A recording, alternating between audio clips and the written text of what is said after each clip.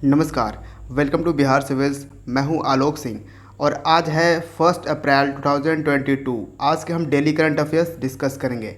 जी हाँ, आप थंबनेल पे सही पढ़ रहे हो। जो Bihar plus national plus international का हमारा सीरीज़ था, उसमें बिहार को हमने अब कर दिया है बाइफरकेट और ये अब वीकली आएगा। जी हाँ, वीकली वाइज ये आएगा, जिसमें कि प्योर और 100% इसमें बिहार करंट अफेयर्स होगा। ठीक है, और नेशनल और इंटरनेशनल ये डेली आपको मिलता रहेगा। इट मीन्स कि आप जिस भी कॉम्पिटिटिव एग्जाम्स की प्रिपरेशन कर रहे हो, आपके लिए करंट अफेयर्स यहाँ बिहार सिविल्स पे प्रोवाइड किया जाएगा। तो फर्स्ट डे का first question, which Indian actor has been appointed as the brand ambassador of Yas Island? किस भारतीय अभिनेता को यश द्वीप के ब्रांड एम्बेसडर नियुक्त किया गया है? पहले यहाँ पे जानने वाली बात ये होगी कि यश आइलैंड है कहाँ। तो यश आइलैंड आपको अबू धाबी में मिलेगा। ठीक है, तो इसके ब्रांड एम्बेसडर किस इंडियन एक्टर को बनाया गया है? Ranveer Singh. Option C is the correct answer.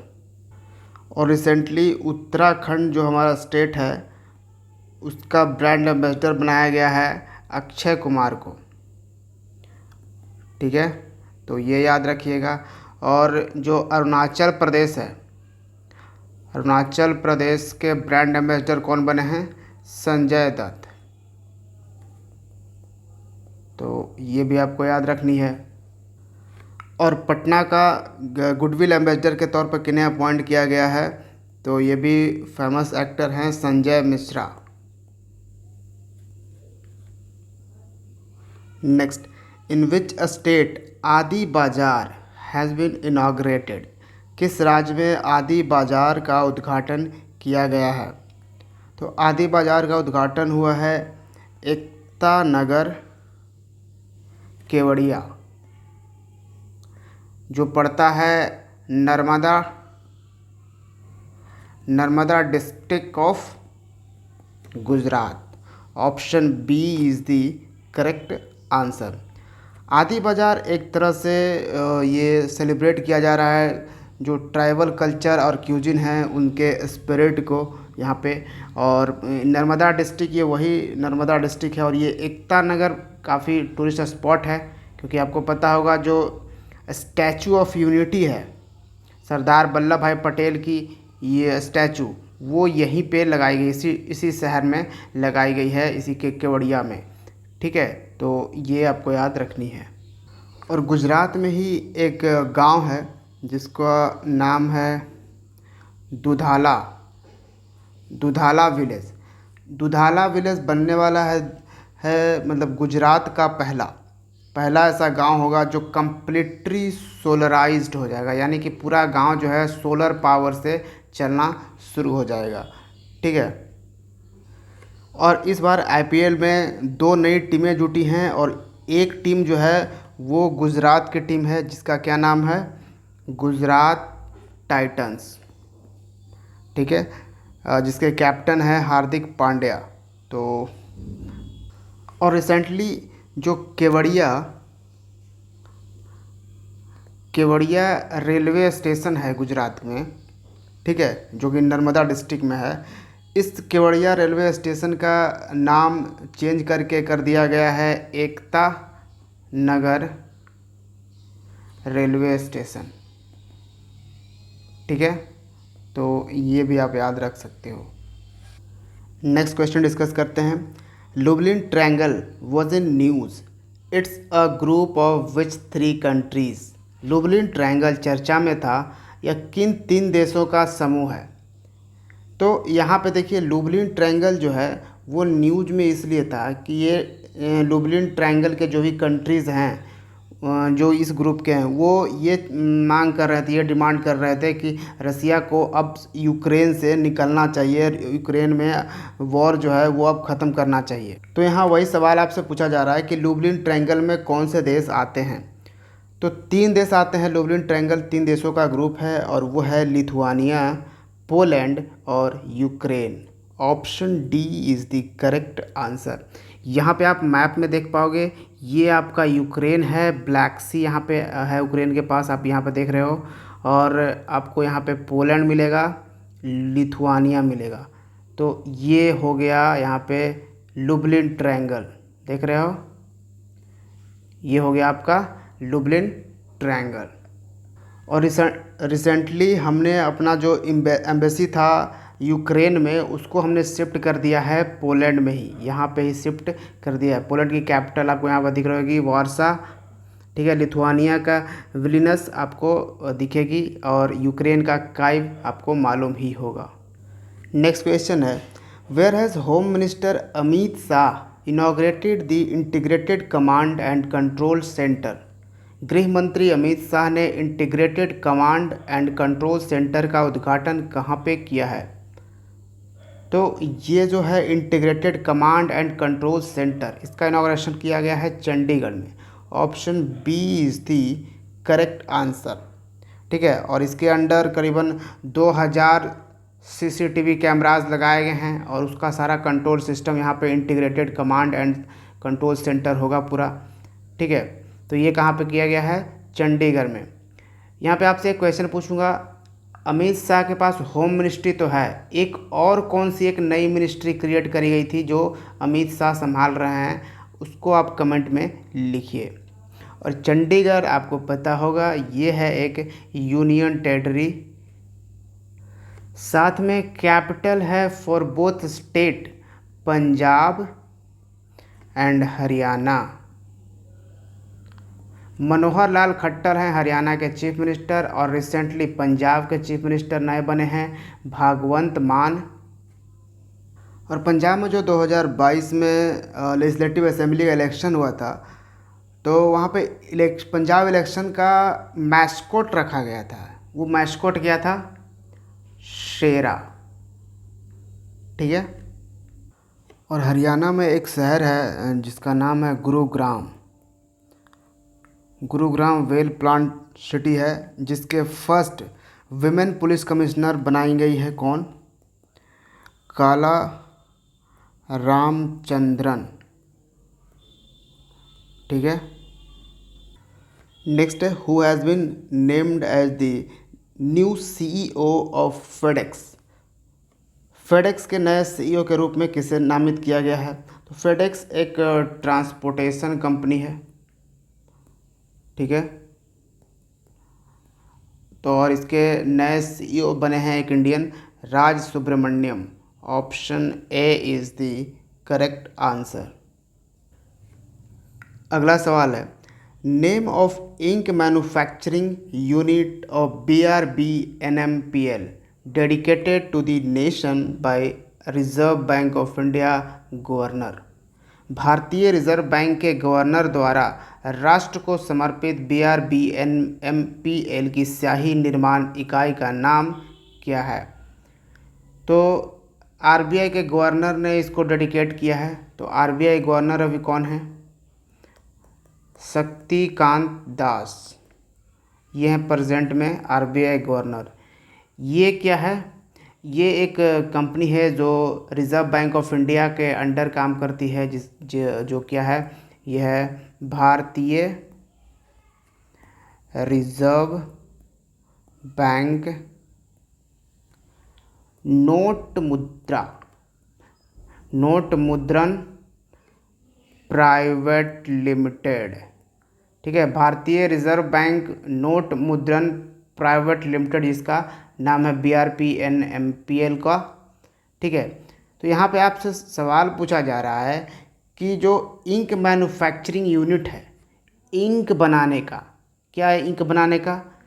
तो जो बैंक नोट्स बनाए जाते हैं, जो बैंक नोट प्रिंट किए जाते हैं, जो नोट्स, उन नोट के जो इंक आते हैं, उस इंक को हम इंडिजिनसली यानी हम मैन्युफैक्चर कर रहे हैं भारत में ही, इंडिया में ही मैन्युफैक्चर कर रहे हैं। और एक तरह से ये कह सकते हैं कि ये मेक इन इंडिया इनिशिएटिव का बूस्ट है, ठीक है। तो इस इंक इस मैन्युफैक्चरिंग यूनिट का क्या नाम है? जो इंक बनाने वाली मैन्युफैक्चरिंग यूनिट, इसका नाम है Varnika. Option D is the correct answer. और इस यूनिट का इनॉग्रेशन कहाँ पे किया गया है? मैसूरू में। नेक्स्ट है, SIDBI, a small industry development bank of India, has signed a memorandum of understanding with which state government to develop MSME, micro, small and medium enterprises ecosystem in the state. SIDBI ने राज्य में MSME पारिस्थितिकी तंत्र विकसित करने के लिए किस राज्य सरकार के साथ एक समझौता ज्ञापन पर हस्ताक्षर किया है? तो सिडबी ने मेमोरेंडम ऑफ अंडरस्टैंडिंग साइन किया है with Meghalaya government. Option A is the correct answer. तो यहाँ पे एमएसएमई इकोसिस्टम डेवलप करने के लिए ये साइन किया गया है। रिसेंटली आपने सुना होगा वेस्ट बंगाल में भी सिडबी जो विमेन हैं उनको एंटरप्रेन्योर बनाने के लिए, जो भी बैंगल्स वगैरह बनाने के लिए, फिशेस के स्केल्स से बनाने के लिए ये वहाँ भी काम कर रही है SIDBI. Next question, which country has hosted the 5th edition of the BIMSTEC summit? किस देश ने बिम्स्टेक शिखर सम्मेलन के 5वें संस्करण की मेज़बानी की है? बिम्स्टेक एक 7 कंट्रीज़ का ग्रुप है। कौन कौन सी कंट्रीज़ हैं? Bangladesh, Bhutan, Thailand, India, Myanmar, Nepal and Sri Lanka. और आंसर भी इसका क्या होगा? श्रीलंका ने होस्ट किया है 5वां एडिशन जो था बिम्स्टेक का इस साल, उसको होस्ट किया किसने? श्रीलंका ने। Option D is the correct answer. हालांकि ये फिजिकल नहीं हुआ, वीडियो कॉन्फ्रेंसिंग के ऑनलाइन तरीके से ये होस्ट करा है श्रीलंका ने, ठीक है। और बिम्स्टेक का एक्चुअली में फुल फॉर्म भी है, जैसे Bay of Bengal initiative for multi sectoral technical and economic cooperation, जिसका हेडक्वार्टर आपको मिलेगा कहाँ पे? ढाका, बांग्लादेश में। और आपको पता होगा रिसेंटली डिक्लेयर किया गया ढाका द वर्ल्ड्स सबसे ज़्यादा, यानी कि नॉइज़ पॉल्यूशन जो है वो दुनिया में कहाँ पे है ग्लोबली? तो सबसे ज़्यादा नॉइज़ पॉल्यूशन आपको बांग्लादेश की कैपिटल ढाका में मिलेगा। दुनिया का ऐसा सिटी है। और सेकंड नॉइज़ पॉल्यूशन में मुरादाबाद उत्तर प्रदेश में मिलेगा। थर्ड इस्लामाबाद, और ये आपको पाकिस्तान में मिलेगा। तो दुनिया का ये टॉप 3 सिटीज़ हैं जहाँ पे नॉइज़ पॉल्यूशन सबसे ज़्यादा है। तो आज हम श्रीलंका और इंडिया के बीच का में क्या क्या आता है, इस मैप को आज हम थोड़ा सा स्टडी करते हैं। तो देखिए, ये पार्ट मैं दिखा रहा हूँ पेनिनसुलर इंडिया का, सदर्न इंडिया का पार्ट मैं दिखा रहा हूँ, जहाँ पे आपको यहाँ ये श्रीलंका भी आपको दिख रहा होगा। ये जो यहाँ पे आप देख पा रहे हो, यहाँ थोड़ा सा ये लगा हुआ, ये जो चीज़ पूरा लगा हुआ नहीं है, बीच में ये वाटर भी है, ठीक है। यहाँ पे आप देख रहे हो, तो इसी को हमने यहाँ पे जूम करके ये दिखाया है, ठीक है। ये आप देख रहे हो जूम करके वो दिखाया गया है। तो यहाँ पे आप नोटिस करोगे कि ये श्रीलंका है और ये हमारा भारत का तमिलनाडु स्टेट है, ठीक है। तो तमिलनाडु स्टेट से ही जुड़ा हुआ है। यहाँ पे आपको एक आइलैंड मिलेगा धनुष कोडी, उसके पहले आपको मिलेगा रामेश्वरम। तो एक मूवी आई थी चेन्नई एक्सप्रेस, उसमें रामेश्वरम ही शाहरुख खान को जाना था एक्चुअली में, ठीक है। और फिर यहाँ पे आपको मन्नार आइलैंड मिलेगा, और ये है, ये वाला जो जगह आप देख रहे हो ये है गल्फ ऑफ मन्नार। और यहाँ पे एक आता है पाक स्ट्रेट, क्या है? पाक स्ट्रेट आता है। ये कहाँ पे आता है? तो ये तो पार्ट आपको ये तमिलनाडु दिख रहा होगा, ये तमिलनाडु है। और ये जो ऊपर वाला पार्ट श्रीलंका का दिख रहा है, ये यहाँ पे वाला, यहाँ इस वाले बड़े वाले पिक्चर में मैंने नहीं दिखाया है, ये छोटे वाले में आप देखिए। यहाँ पे ये जो पार्ट यहाँ पे दिख रहा है, ये श्रीलंका में एक डिस्ट्रिक्ट है जिसको बोला जाता है जाफना डिस्ट्रिक्ट। तो जाफना और तमिलनाडु के बीच का ये जो रास्ता नैरो नैरो रास्ता है, नैरो पासेस है, उसको हम बोलते हैं पाक straight. Next, which states police has setup the defence forces help desk? किस राज्य की पुलिस ने रक्षा बल हेल्प डेस्क की स्थापना की है? तो जो हमारे आर्मी होते हैं और पैरामिलिट्री पर्सनल, उनके जो फैमिलीज़ होते हैं, उनको कंप्लेन करने के लिए, उनकी कंप्लेन को एड्रेस करने के लिए उत्तराखंड की गवर्नमेंट ने ये defence forces help desk setup किया है। ठीक है, option B is the correct answer. और उत्तराखंड के रिसेंटली न्यू चीफ मिनिस्टर बने हैं, कौन हैं? पुष्कर सिंह धामी। ठीक है, उत्तराखंड में एक प्रोजेक्ट था, चार धाम प्रोजेक्ट। तो चार धाम प्रोजेक्ट पास नहीं हो रहा था, चार धाम कमेटी बनाई गई। ठीक है, चार धाम कमेटी बनाया सुप्रीम कोर्ट ऑफ इंडिया ने। और इस चार धाम कमेटी के पहले तो रवि चोपड़ा थे इसके हेड, लेकिन रिसेंटली चार धाम कमेटी के चार वो मतलब हेड कौन बने हैं? जस्टिस एक्के Sikri.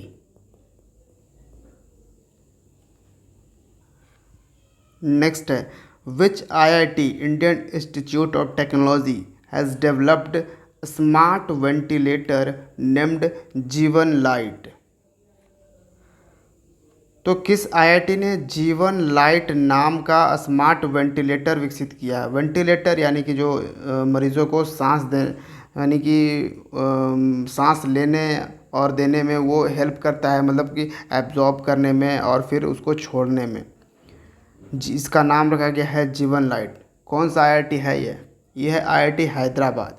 Option B is the correct answer. और तेलंगाना की जो गवर्नर हैं तमिली साई सौंदरराजन, उन्होंने इस स्मार्ट वेंटिलेटर को लॉन्च किया है। ठीक है, आईआईटी हैदराबाद। और हैदराबाद है कैपिटल ऑफ तेलंगाना। और तेलंगाना ने रिसेंटली टॉप किया है in the implementation of Shyama Prasad Mukherjee rurban mission. क्या है? Rurban mission. इसमें तेलंगाना ने टॉप किया है। फिर तेलंगाना में 81st all India industrial exhibition भी ऑर्गेनाइज़ किया गया था तेलंगाना की राजधानी हैदराबाद में, जिसका नाम था नुमाइश 2022। इसका इनाग्रेशन भी हैदराबाद में किया गया है। फिर तेलंगाना ने टॉप किया है ओपन डेफिकेशन फ्री विलेजेस में। ठीक है, यानी कि जो स्वच्छ भारत मिशन ग्रामीण फेज सेकेंड प्रोग्राम जो था, उसके तहत जो विलेजेस को ओपन डेफिकेशन फ्री बनाना था, उसमें सबसे ज़्यादा तेलंगाना के, यानी कि पूरे देश भर में अगर किसी राज्य में सबसे ज़्यादा गांव ओपन डेफिकेशन फ्री हो चुके हैं तो वो है तेलंगाना। हैदराबाद में ही रिसेंटली इनॉग्रेट किया है भारत का पहला रॉक म्यूज़ियम इनॉग्रेट किया गया है। तो यूनियन मिनिस्टर ऑफ स्टेट जो हैं जितेंद्र सिंह, उन्होंने इसका इनॉग्रेशन किया था। तेलंगाना गवर्नमेंट ने माना ओरू